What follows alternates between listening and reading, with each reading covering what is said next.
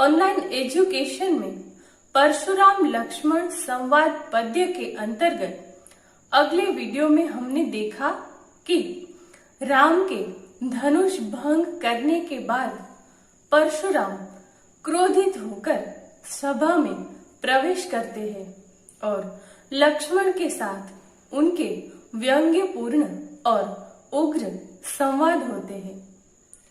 अंत में हमने देखा कि परशुराम कहते हैं कि हे राजा के बालक, तू अपने माता पिता को शोक करने के लिए बाध्य मत कर, क्योंकि मेरा फरसा बहुत ही विकराल है।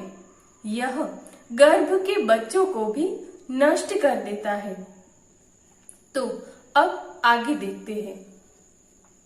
परशुराम की ऐसी बातें सुनकर लक्ष्मण उनसे बिल्कुल भी नहीं डरते हैं और कहते हैं, बिहसी लखनु बोले मृदु बानी, अहो मुनीसु महाभटमानी, पुनि पुनि मोहि दिखाओ कुठारू, चहत उड़ावन फूकी पहाड़ू। बानी यानी कि वाणी, भटमानी यानी कि अभिमानी, कुटारू जिसका अर्थ है कुल्हाड़ी और पहाड़ू यानी कि पहाड़। तो लक्ष्मण परशुराम जी की बात को बहुत ही सहजता से लेते हुए हंसकर विनम्र भाव से कहते हैं कि अरे मुनीश्वर, आप अपने आप को बहुत बड़ा योद्धा समझते हैं, बार बार मुझे कुल्हाड़ी दिखा रहे हैं, आप फूंक मारकर पहाड़ उड़ा देना चाहते हैं। तो लक्ष्मण हंसकर और प्यार से कहते हैं कि मैं जानता हूं कि आप एक महान योद्धा हैं, लेकिन मुझे बार बार आप ऐसे कुल्हाड़ी दिखा रहे हैं जैसे कि आप किसी पहाड़ को फूंक मारकर उड़ा देना चाहते हैं। यहाँ कुंभड़ बतिया को नाही, जे तरजनी देखी मरी जाही, देखी कुठारू सरासर बाना, मैं कछु कहा सहित अभिमाना। कुम्हड़ यानी कि कुम्हड़ का एक फल, बतिया यानी कि छोटा और नाजुक फल, तरजनी यानी कि तर्जनी, अंगूठे और मध्यमा के बीच की उंगली, और सरासर जिसका अर्थ है धनुष बाण। तो लक्ष्मण कहते हैं कि मैं कोई कुम्हड़े की बतिया नहीं हूं जो तर्जनी उंगली दिखाने से ही कुम्हला जाती है। यहाँ कोई कुम्हड़े का छोर जैसा कच्चा फल नहीं है जो यह तर्जनी उंगली को देखकर मर जाएगा। कुल्हाड़ी और धनुष बाण को देखकर ही मैंने कुछ अभिमान सहित कहा था, यानी कि मैं इससे डरता नहीं हूं। मैंने तो कोई भी बात ऐसी नहीं कही जिसमें अभिमान दिखता हो, फिर भी आप बिना बात के ही कुल्हाड़ी की तरह अपनी जुबान चला रहे हैं। इतना ही नहीं, लक्ष्मण आगे कहते हैं कि भृगुसुत समूजी जनेऊ बिलो की, जो कुछ कहूं सहु रिस रोकी, महिषुर हरिजन अरु गाय, हमरे कुल इन पर न सुराई। बिलो की यानी कि देखकर, महिषुर यानी कि ब्राह्मण, मही यानी कि धरती और सूर यानी कि देवता, धरती के देवता यानी कि ब्राह्मण, हरिजन यानी कि भगवान के भक्त, और गाय शब्द यहाँ पर गाय के लिए कहा गया है। लक्ष्मण जी कहते हैं कि आपको भृगु का पुत्र समझकर और आपका यज्ञोपवीत देखकर मैं आप जो कुछ कहते जा रहे हैं उसे अपने क्रोध पर नियंत्रण रखकर सुनता जा रहा हूं, क्योंकि ब्राह्मण, भगवान के भक्त और गाय, इन पर हमारे कुल में वीरता नहीं दिखाई जाती। मैं आपके जनेऊ को देखकर लगता है कि आप एक ब्राह्मण हैं, इसलिए मैंने अपने गुस्से पर काबू किया हुआ है। लेकिन हमारे कुल की परंपरा है कि हम ब्राह्मण, देवता, हरिजन और गाय पर वार नहीं करते हैं। तो आगे कहते हैं, बधे पापू अपकीर्ति हारे, मारत हूं पा परिय तुम्हारे। पापू यानी कि पाप। तो यह सारी बातें बताकर लक्ष्मण उनसे कहते हैं कि ब्राह्मण भगवान के भक्त और गाय का वध करने से पाप लगता है और इनसे हार जाने पर भी अपयश होता है। इसलिए आप मुझे मारे तो भी मुझे तो आपके पैर ही पड़ने चाहिए, क्योंकि आपका वध करके हम व्यर्थ ही पाप के भागी नहीं बनना चाहते हैं। कोटि कुलिस सम बचनो तुम्हारा, व्यर्थ धरहु धनु बाण कुठारा। कुलिस जिसका अर्थ है वज्र और कुठारा यानी कि गहरी चोट। आपके वचन ही इतने कड़वे हैं कि आपने व्यर्थ ही धनुष बाण और कुल्हाड़ी को उठाया हुआ है। तो लक्ष्मण उनसे कहते हैं कि आपके वचन इतने कड़वे हैं कि आपको तो और कोई हथियार उठाने की जरूरत ही नहीं है। आपने व्यर्थ ही धनुष बाण और कुल्हाड़ी को उठाकर रखा है। आगे है, जो बिलो की अनुचित कहेऊं, क्षमहु महामुनि धीर। सुनी सरोष भृगु बंस मणि, बोले गिरा गंभीर। धीर यानी कि धीरज रखने वाले। क्षमहु जिसका अर्थ है क्षमा करे और गिरा यानी कि वाणी। तो लक्ष्मण कहते हैं कि आपका एक एक वचन करोड़ों वज्र के समान है। धनुष बाण और फरसा तो आप व्यर्थ ही धारण करते हैं। इन्हें देखकर मैंने कुछ अनुचित कहा हो, यानी कि धनुष बाण और फरसे को देखकर मैंने कुछ अनुचित कहा हो तो उसे हे धीर महामुनि क्षमा कीजिए। परशुराम कहते हैं, कौशिक यह बालकु, कुटिल काल बस निज कुल घालकु। भानु बंस राकेश कलंकु, निपट निरंकुश अबुध असंकु। कुल घालकु यानी कि अपने कुल के लिए घातक। कलंकु यानी कि कलंक जैसा। निपट यानी कि बिल्कुल। अबुध जहां पर बेवकूफ के लिए प्रयुक्त हुआ है, और असंकु यानी कि निडर। तो यहाँ पर कौशिक शब्द विश्वामित्र के लिए प्रयुक्त हुआ है। परशुराम विश्वामित्र से लक्ष्मण के बारे में कहते हैं कि यह बालक अपने ही कुल का नाशक है। तुम इस बालक को चुप करा लो, नहीं तो यह मेरे फरसे के द्वारा मारा जाएगा। तो इस पर विश्वामित्र कहते हैं कि हे मुनिवर, यदि इस बालक ने कुछ अनाप शनाप बोल दिया है तो कृपा करके इसे क्षमा कर दीजिए। ऐसा सुनकर परशुराम विश्वामित्र से कहते हैं कि यह बालक मंद बुद्धि लगता है और काल के वश में होकर अपने ही कुल का नाश करने वाला है। इसकी स्थिति उसी तरह है जैसे सूर्यवंशी होने पर भी चंद्रमा में कलंक है। यह निपट बालक निरंकुश है, अबोध है और इसे भविष्य का भान तक नहीं है। यह तो क्षण भर में काल के गाल में समा जाएगा। फिर आप मुझे दोष मत दीजिएगा अगर मैं इसका वध कर डालूं।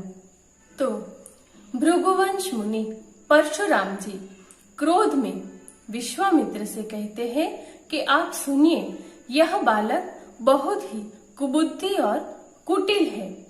काल के वश होकर यह अपने कुल का घातक बन रहा है और सूर्यवंश रूपी पूर्ण चंद्र का यह कलंक है। यह बालक एकदम उद्दंड, मूर्ख और निडर है। परशुराम आगे कहते हैं, काल कवलु होई ही क्षण माही, कहु पुकारी खोरी मोही नाही, तुम हट कहूं जो चहूं उबारा, कही प्रतापु बलु रोषु हमारा। तो काल कवलु यानी कि काल का आहार होना, जिसका अर्थ है मृत्यु को प्राप्त होना। खोरी यानी कि दोष और प्रतापु यानी कि प्रताप। वे कहते हैं कि अभी क्षण भर में यह बालक काल का ग्रास बन जाएगा। मैं पुकार कर कह देता हूँ कि फिर मुझे दोष मत देना। यदि तुम इसे बचाना चाहते हो तो हमारा प्रताप, बल और क्रोध बतलाकर इस बालक को समझाकर मना कर दो।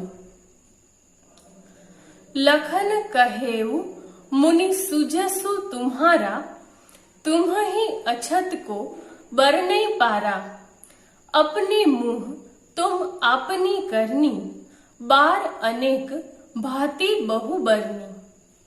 सुजसु जिसका अर्थ है सुकीर्ति। लक्ष्मण जी कहते हैं कि हे मुनि, आपका सुयश आपसे अधिक दूसरा और कौन बखान कर सकता है। आपने स्वयं अपने मुंह से अपनी करनी का बखान अनेक बार और अनेक प्रकार से किया है। इस पर लक्ष्मण कहते हैं कि हे मुनि, आप तो अपने यश का गान करते थक नहीं रहे हैं। आप तो अपनी बड़ाई करने में बड़े ही माहिर हैं। नहीं संतोषु तब पुनि कछु कहूं, जनी रिस रोकी दुसह दुख सहु, वीर व्रति तुम धीर अछोभा, गारी देत न पावहु शोभा। दुस्सह यानी कि जो सहा न जा सके, सहु जिसका अर्थ है सहन कर रहा हूं, और गारी यानी कि गाली। तो परशुराम जी को उत्तर देते हुए लक्ष्मण जी कहते हैं कि यदि इतने पर भी आपको संतोष न हुआ हो तो फिर कुछ और कह डालिए। अपना क्रोध रोक कर दुख मत सहिए। आप तो वीरता का व्रत धारण करने वाले, धैर्यवान और क्षोभ रहित है, इसलिए आप गाली देते हुए शोभा नहीं देते हैं। लक्ष्मण कहते हैं कि इतना बोलने के बाद भी यदि आपको संतोष नहीं हुआ है तो फिर से और भी कुछ कह डालिए। मैं अपनी झल्लाहट को पूरी तरह नियंत्रित करने की कोशिश करूंगा।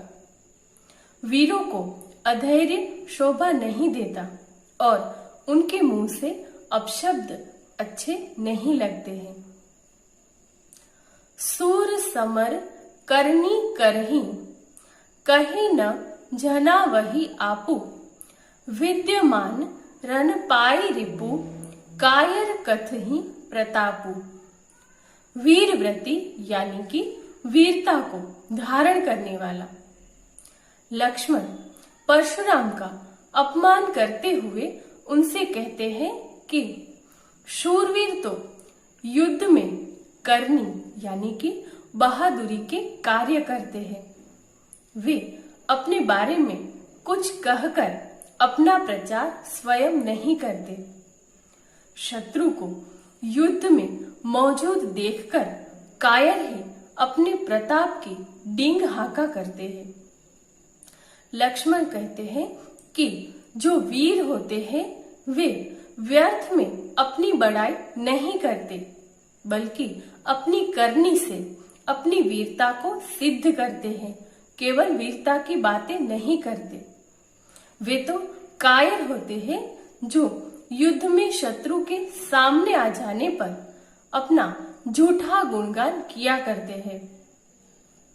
तो इस प्रकार लक्ष्मण परशुराम जी का अपमान व्यंग्यपूर्ण बाणों से किए जाते हैं और यहाँ पर इस पद्यांश का अंत आता है।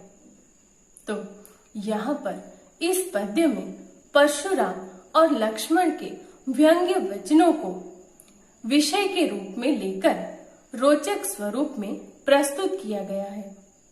तो हमने देखा कि लक्ष्मण परशुराम संवाद साहित्यिक अवधी भाषा में रचित है। यह अंश कवि तुलसीदास के महाकाव्य रामचरितमानस से संकलित है। इस अंश को पढ़ने से ज्ञात होता है कि अवधी भाषा पर कवि का पूर्ण अधिकार है। कवि का शब्द चयन बड़ा सटीक और व्यवस्थित है। पात्र, परिस्थिति और भावानुकूल शब्द चुनने में तुलसीदास बहुत ही कुशल है। वे तत्सम, तद्भव तथा आंचलिक इन सभी शब्द रूपों का सफलता से प्रयोग करते हैं। अर्भक, अरि, रिपु, धनुष, क्षत्रिय कुलद्रोही, मृदु आदि तत्सम, कोही, परशु, लखन, रोष, विश्व, अपकीर्ति आदि तद्भव तथा कुंभड़वतिया जैसे आंचलिक शब्द इस अंश में हम देख सकते हैं। हमने देखा कि यह प्रसंग संवाद शैली में रचित है। संवादों की भाषा कसी हुई, प्रवाहपूर्ण और पात्रों के चरित्र पर प्रकाश डालने वाली है। चौपाई और छंदों के कारण गेयता का गुण ध्यान आकर्षित करता है और कथन को प्रभावशाली बनाने के लिए मुहावरे और लोकोक्तियों का भी प्रयोग किया गया है। इस प्रकार इस काव्यांश की भाषा सब प्रकार से प्रसंग के अनुरूप वातावरण बनाने में समर्थ है। इस पूरे प्रसंग में व्यंग्य का अनूठा सौंदर्य समाया हुआ है। लक्ष्मण तो मानो परशुराम पर व्यंग्य की प्रतीक्षा में ही रहते हैं। वे व्यंग्य करने का कोई अवसर नहीं छोड़ते हैं। उनके व्यंग्य में कहीं वक्रोक्ति है तो कहीं व्यंजना शब्द शक्ति का परिचय मिलता है। व्यंग्य की शुरुआत पाठ की तीसरी पंक्ति से ही होने लगती है। सेवक सो जो करे सेवकाई, अरि करनी करी करे लड़ाई। परशुराम लक्ष्मण संवाद प्रसंग कविवर तुलसीदास जी की काव्यगत प्रतिभा का अनूठा उदाहरण है। इस प्रसंग में कवि ने संवाद परक वर्णन शैली में अपनी कुशलता का पूरा प्रमाण दिया है। संवादों की भाषा पात्रों और परिस्थिति के अनुरूप है।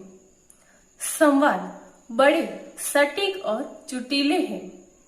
संवादों से पात्रों के चरित्र और उनके व्यक्तित्व पर पूर्ण प्रकाश डाला गया है। संवादों की रोचक योजना ने इस प्रसंग को बड़ा ही नाटकीय बना दिया है। तो आज इस वीडियो में हमने परशुराम लक्ष्मण संवाद का संपूर्ण अध्ययन किया। नमस्ते।